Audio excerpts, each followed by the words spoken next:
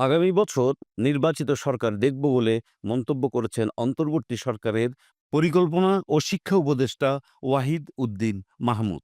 তিনি আরও বলেন, নির্বাচিত সরকার বিষয়ক এই মত একান্তই তাঁর ব্যক্তিগত। শেষমেশ কি হবে তিনি জানেন না। শনিবার সকালে রাজধানীর একটি হোটেলে বাংলাদেশ উন্নয়ন গবেষণা প্রতিষ্ঠানের উদ্যোগে আয়োজিত এবিসিডি সম্মেলনের প্রথম অধিবেশনে অংশ নিয়ে ওয়াহিদ উদ্দিন মাহমুদ একথা বলেন।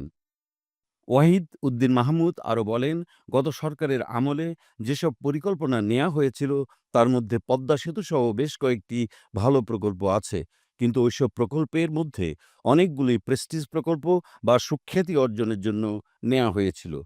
এসব নিয়ে কি করা যায় তা ভেবে দেখা হচ্ছে। ছাত্র জনতার অভ্যুত্থানের পর বাংলাদেশ কিভাবে সমতামূলক সমাজ নির্মাণ করতে পারে এ প্রসঙ্গে ওয়াহিদ উদ্দিন মাহমুদ বলেন, অন্তর্বর্তী সরকার বড় ধরনের সম্পদের স্বল্পতায় আছে। অনেক টাকা দেশের বাইরে পাচার হয়েছে।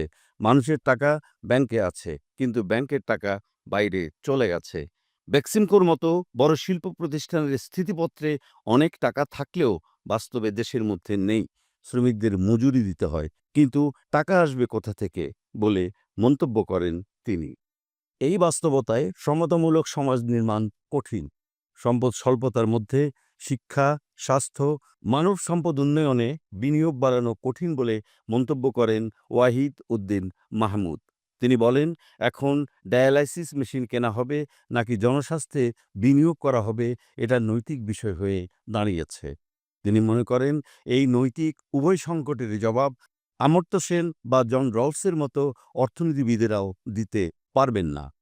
উল্লেখ্য, গত ২৪ নভেম্বর প্রধান উপদেষ্টার প্রেস উইং থেকে জানানো হয়, আগামী নির্বাচন কবে হবে তা প্রধান উপদেষ্টার পক্ষ থেকে ঘোষণা দেয়া হবে। এ নিয়ে বাকি যারা কথা বলছেন সেগুলো তাদের ব্যক্তিগত মতামত।